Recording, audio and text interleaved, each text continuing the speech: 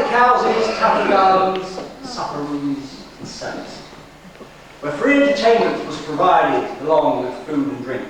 In 1854, one publican, Charles Morton, opened what was generally considered to be the first music hall, the New Canterbury.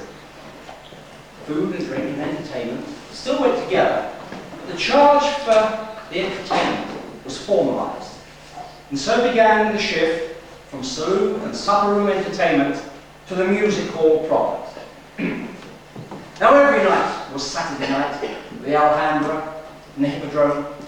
The manager wore tails, and so did the conductor of the orchestra. The air was thickly blue with cigar smoke. Beer flowed in soda siphons. The conductor tapped his baton. And from each side of the proscenium, a small frame lit up the number of the act. And a brass and breezy, brash and breezy even, overture crashed out over the heads of the audience. There's no entertainment like the good old music hall. That's the place to go as the evening shadows fall. If you really want some entertainment when you're feeling blue, go and book yourself a seat, line up in the queue. If you're tired of the movies and you're fed up with the screaming, follow the example of our gracious king and queen. In the programme every week there's always something fresh. So come along and see your favourite artist in the flesh. Let's all go to the music hall, where the show is gay and bright. Let's all go to the music hall, where the stars are drinking twice a night. When you sit in the gallery, you'll circle all the bits. Oh, when you sit in the red plush stall, when the busy day is done and you want to have some fun, let's all go to the music hall. The opening turn, always difficult for the performer charged with it, since he went on cold and had to warm up the house. Such a man was George Robey, known for half a century as the Prime Minister of Mirth, one of the most dominating figures the music hall has ever produced. His huge black eyebrows, little cane, shabby bowler and seedy terrible costume were notorious throughout the English-speaking world. Ladies and gentlemen, will you please welcome Mr. George Robey.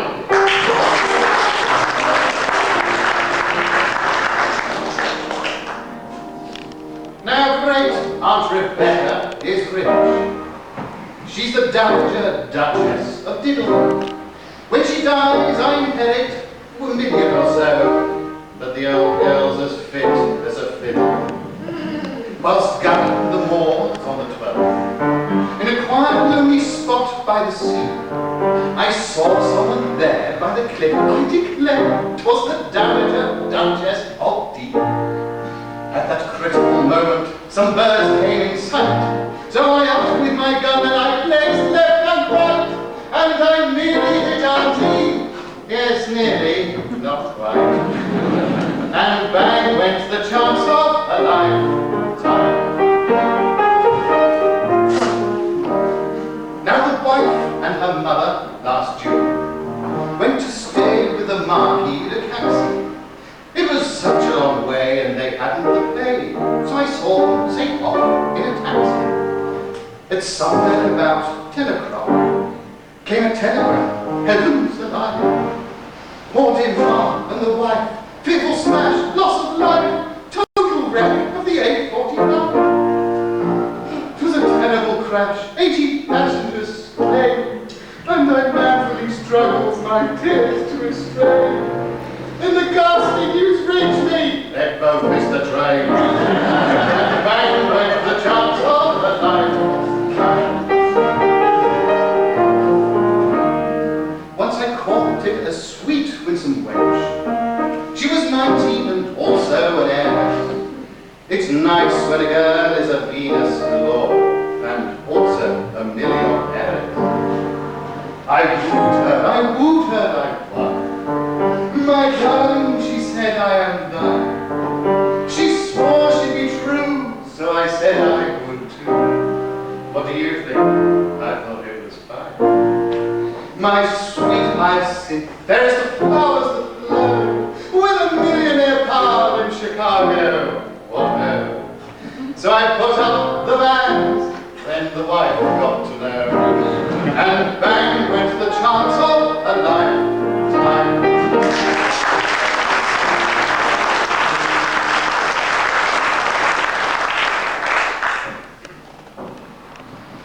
A very popular female artiste of the day was Vesta Victoria. She was the prototype of the dumb blonde whose path of true love never ran smooth. Her first success was in 1893 when the song Daddy Wouldn't Buy Me a Bow Wow established her at the very top of the bill here in Britain and in the United States. Her best remembered song was certainly Waiting at the Church, in which she suffered the cruelest indignity of them all, being jilted at the very steps of the altar. In another song, there was the young man she once took home to meet her mother, and later complained, now I have to call him father. But let Vesta Victoria herself tell you her sad story.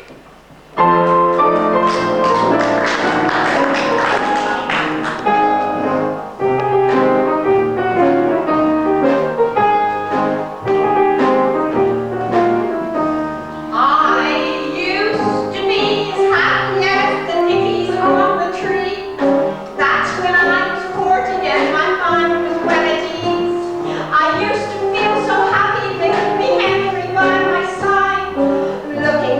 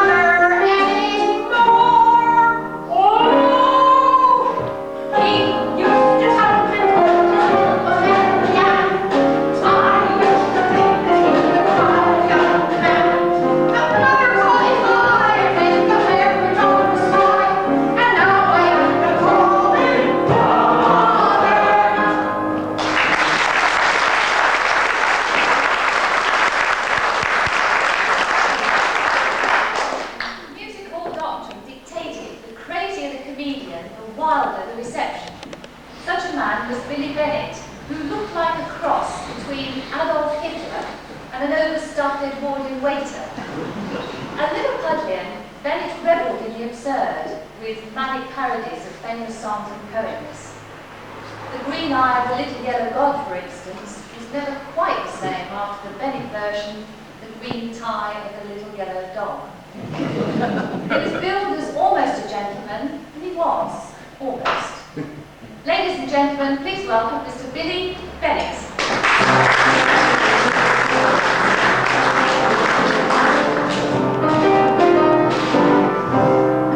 I'm cherishing a secret in my bosom about this dreadful stage life that I lead. I've heard it said that pros are decent people, but according to the papers that I read, both actresses and actors are dead wrong-uns, whether from the palace or the hippodrome.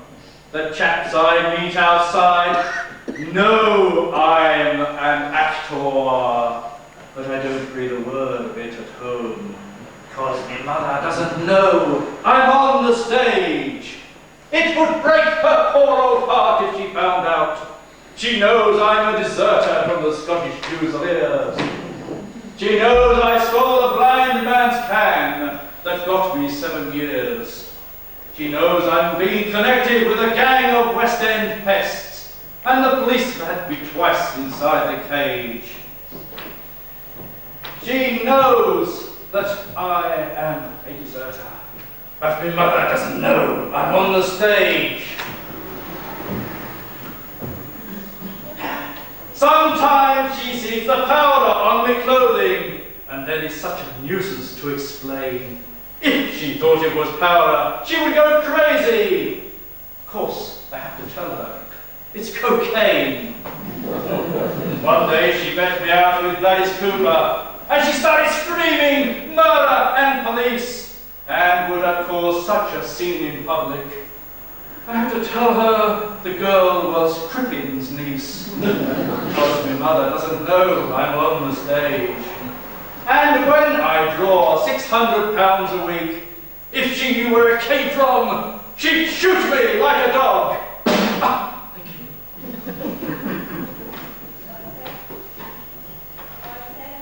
So I said I stole the money box from an Irish synagogue. She can think that I'm a murderer before she'll know the truth. I have to have respect for her old age. She knows that I'm a bigamist, a blackguard, and a crook. But, thank heaven, my mother doesn't know I'm on the stage.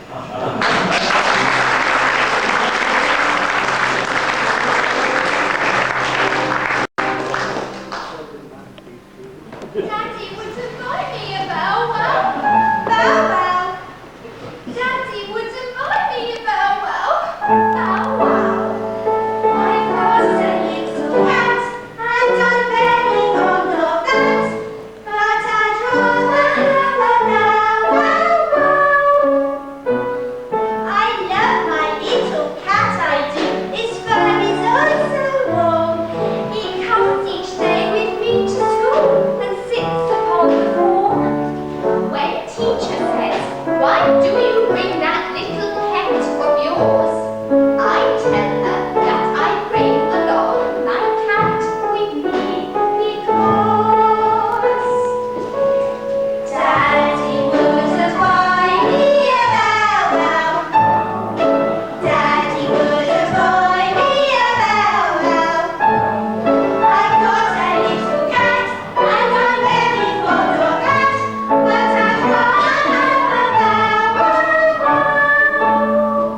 Joshua!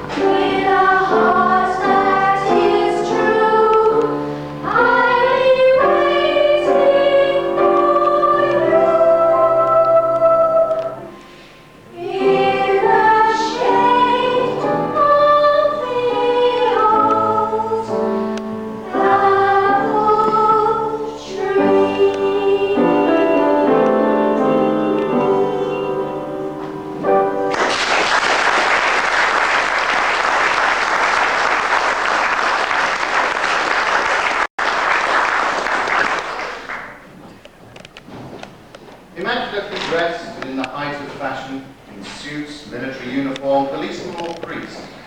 The most famous of the men impersonators was Vesta Tilly. Tilly was her first name. The Vesta implied after brightness from the Swan Vesta match. She had a wonderfully light and graceful touch, and despite her masculine appearance, she never gave an aggressively butch performance.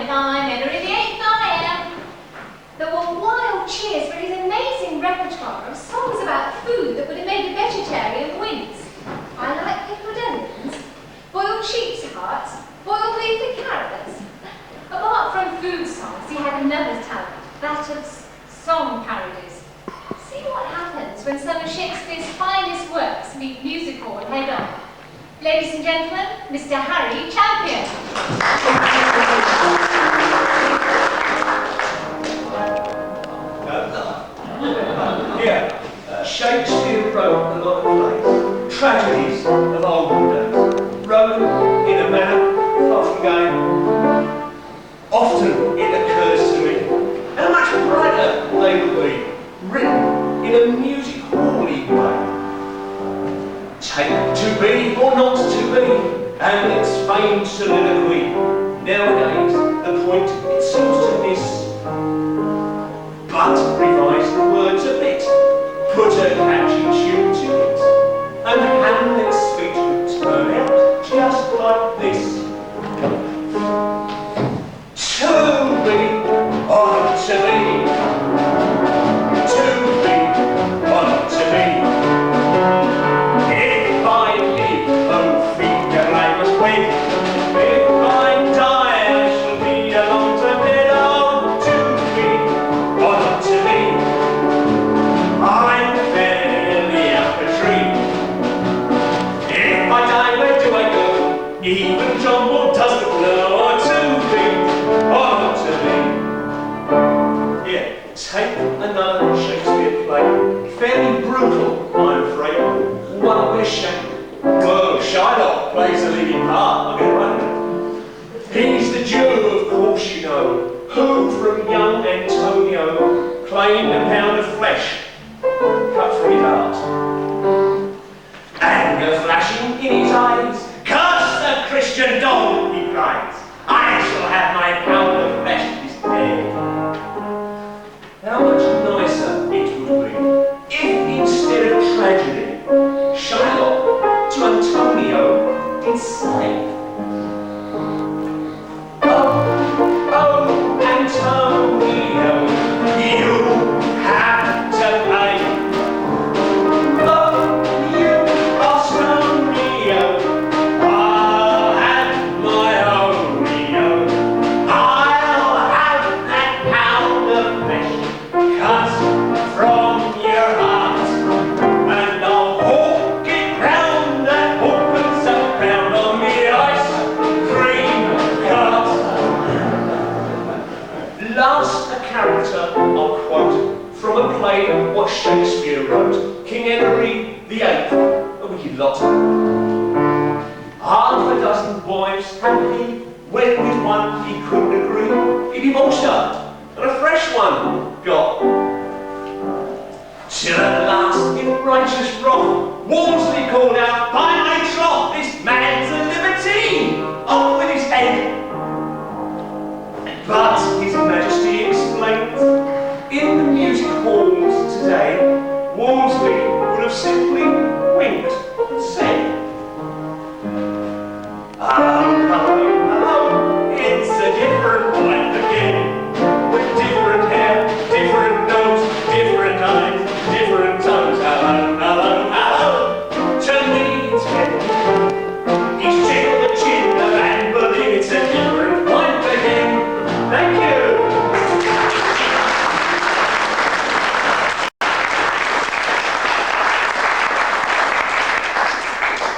Nellie Wallace was music hall's greatest grotesque comedienne. She was equally at home playing principal role or dame in the pantomime, and she had the distinction of appearing on the first bill that opened the London Palladium in 1910. She lived up to her billing of the essence of eccentricity. Dressed in a multicoloured jumper, they bring out the figure so well. Tartan skirt, button boots, feather boa, and a hat with a quivering feather. She was one of the funniest women on the halls.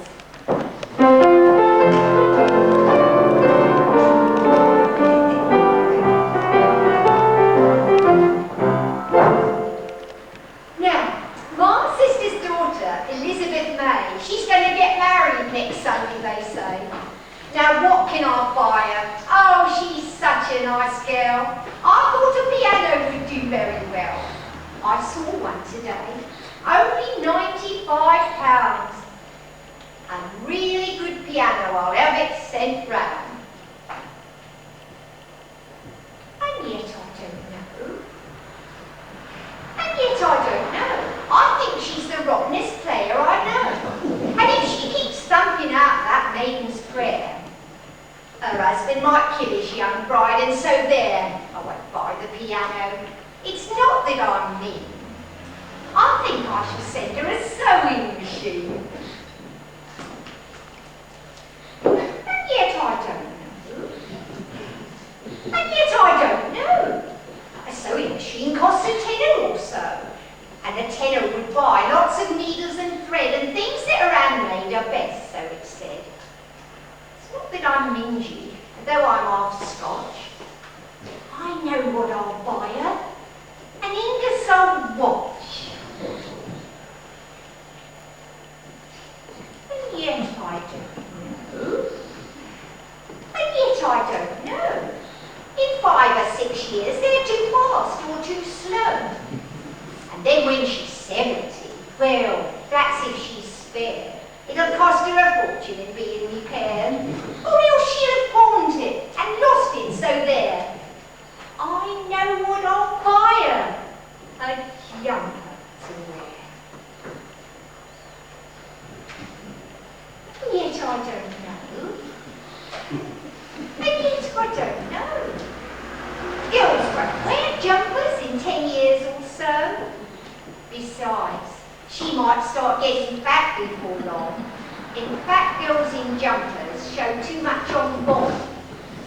And open work jumpers give ladies the flu.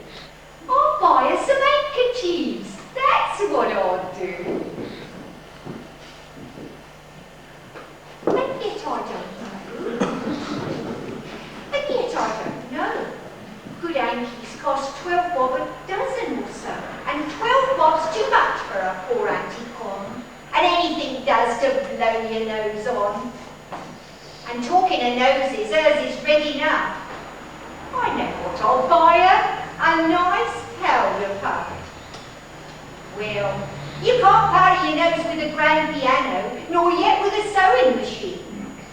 You can't powder your nose with an Ingersoll watch. Well, it's silly if you know what I mean. You can't powder your nose with a jumper. You find it a little bit rough. So I'll pop round to Woolworths tonight, God bless her, and buy her a powder puff.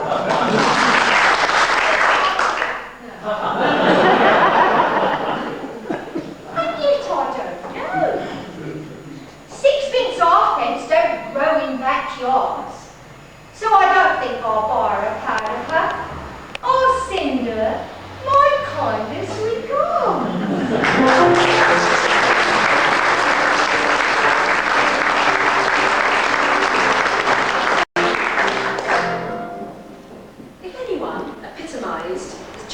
Social commentary of the 1890s, it was probably the best of that select band of Costa comedians, Gus Ellen.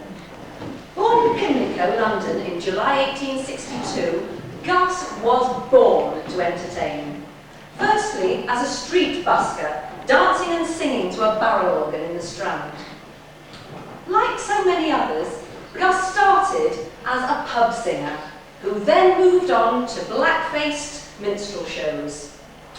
His first real success as a Costa comedian came in 1891 in the Middlesex Music Hall.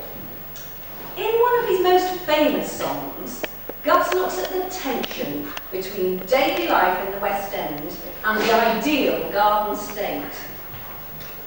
The words of the song imply an acceptance of the conditions imposed by such an environment, but with an awareness that there is something better beyond.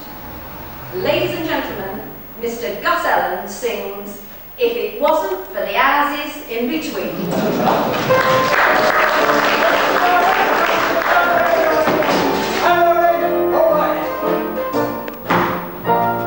If you saw my little backyard, you'd want a pretty spot you'd cry. It's a picture on a sunny summer's day. With tomatoes and chops of cabbages, what people doesn't like, and makes it on a Sunday look all gay. Now the neighbours spring-side grows them, and you fancy you're in Kent, or Epsom, if you gaze into the muse. It's a wonder if the landlord doesn't want to raise the rent, because we've got such long distant views. Oh, it really is a windy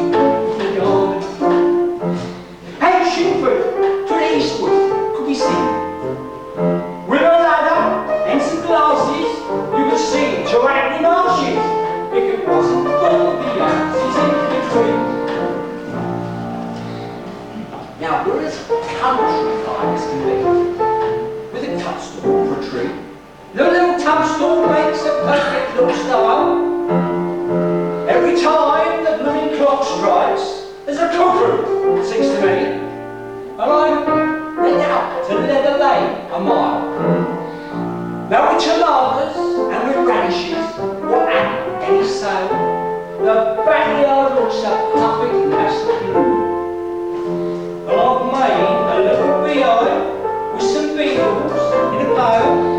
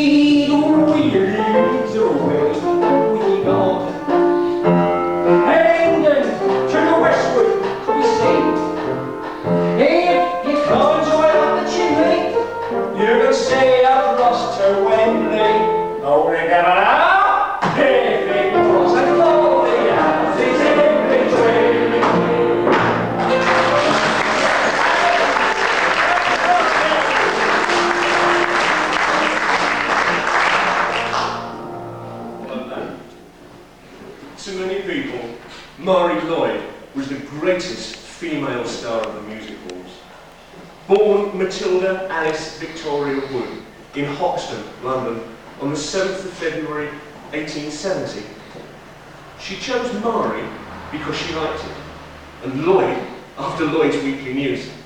Her rise to fame was meteoric.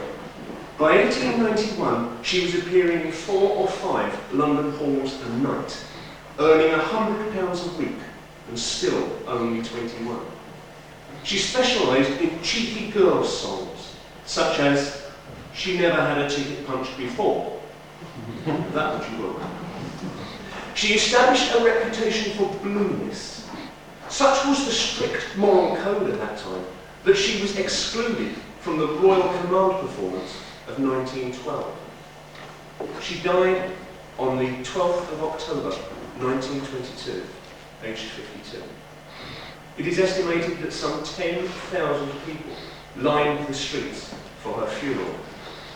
Such was the capital's love and devotion for Mari, that thousands of people walked to Golders Green from all over London, leaving home in the early hours because many couldn't afford the bus fare. But her songs, however, live on, as we again remember the Queen of the Halls, Miss Mari Lloyd.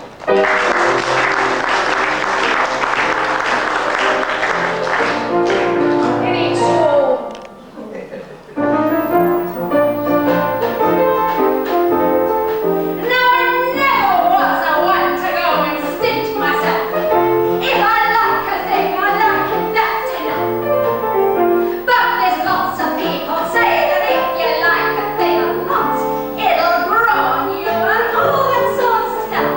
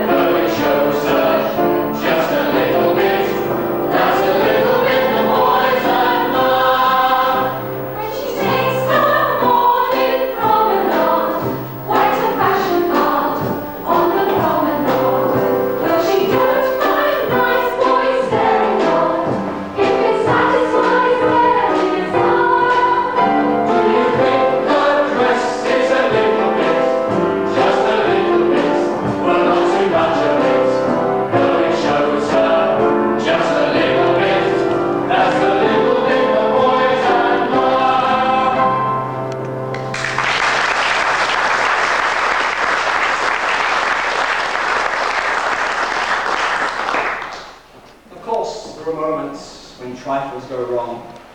An artist's life isn't all clover. But you've played a part in this milestone of song, for you've helped us in putting it over. And every time we achieve a success, and the laughter rings merry and bright, I take off my hat and I say, well, that's that.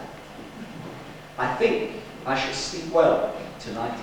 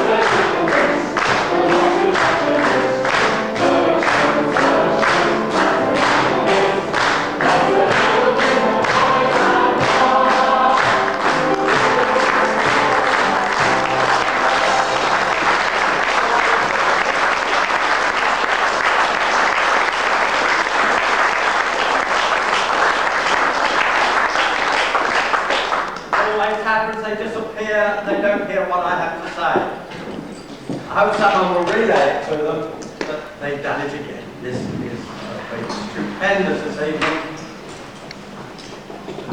I can't think of any local organisation of this kind that does it better. Beautifully dressed, beautifully performed, beautifully produced, wonderfully accompanied. It's been super this evening. At least let's have some applause that might reach them in their dressing room. On behalf of